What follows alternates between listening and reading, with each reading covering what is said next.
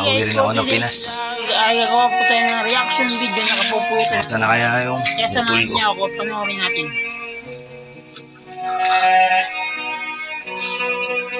Tol? Tol, tao po. Tao po. Ay. Kayo po ang sino? Ha? Kayo ang sino? Kami ang nakatira dito, 2 taon na.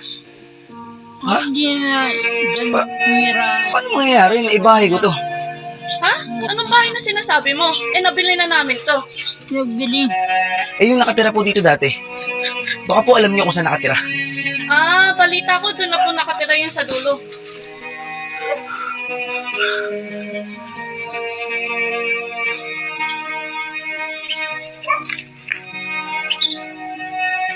Surprise yung ano niya.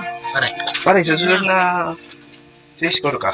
Sabi mo nung maaga para hindi tira-tira na bibigay ko sa'yo. Yun, napaano na. Napabisyo na ng masama. Salamat pare.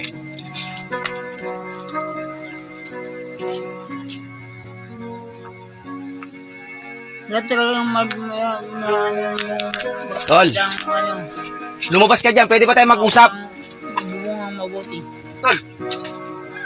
Uwi ka na pala. Hindi ka pala nagpasabing uuwi ka. Gusto kitang makausap. Ano ka pag-uusapan natin, Tol? Anong gustong pag-usapan? Kuya, hanggang ngayon ba di ka pa rin nagbabago? Matagal na akong tumigil, Tol. Anong matagal tumigil? Nakasalubong ko yung kaibigan mo, yung kalalaya lang. Yun ba? Nakamusta lang yun. Nangamusta? Sinungaling pa oh. Kuya, huwag mo nga akong lokohin. Ano nangyari sa bahay na pinupundar ko? Kuya naman, hindi madali yung buhay ko sa ibang bansa. Hindi madali yung trabaho ko dun, kuya. Anong ginawa mo sa mga perang pinapadala ko sa buwan-buwan? Akala ko inuhulog mo to sa bahay.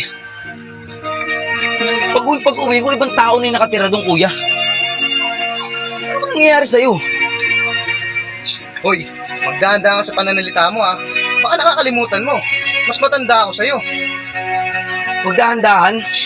Bakit? Wala ba akong karapatan magsalita? Para sa mga pinaghirapan ko? Teka, ampong ka lang Tsaka anak ka lang naman ni tatay sa labas Ayan na naman tayo sa pagiging ampon. Oo, anak ako sa labas. Bakit?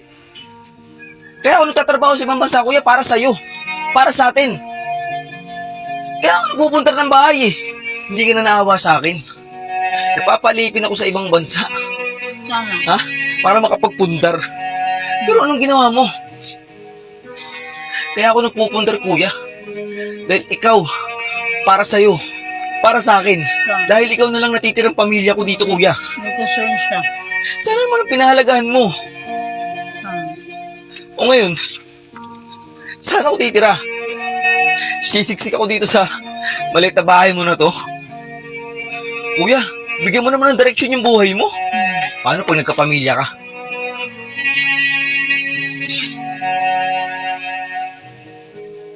Hindi madali ang buhay OFW, Talagang hindi madali. kaya sana pahalagahan natin ang mga binibigay nilang tulong sa atin. Matuto tayong makipagtulungan at huwag tayong manluloko ng kapwa natin. Tama.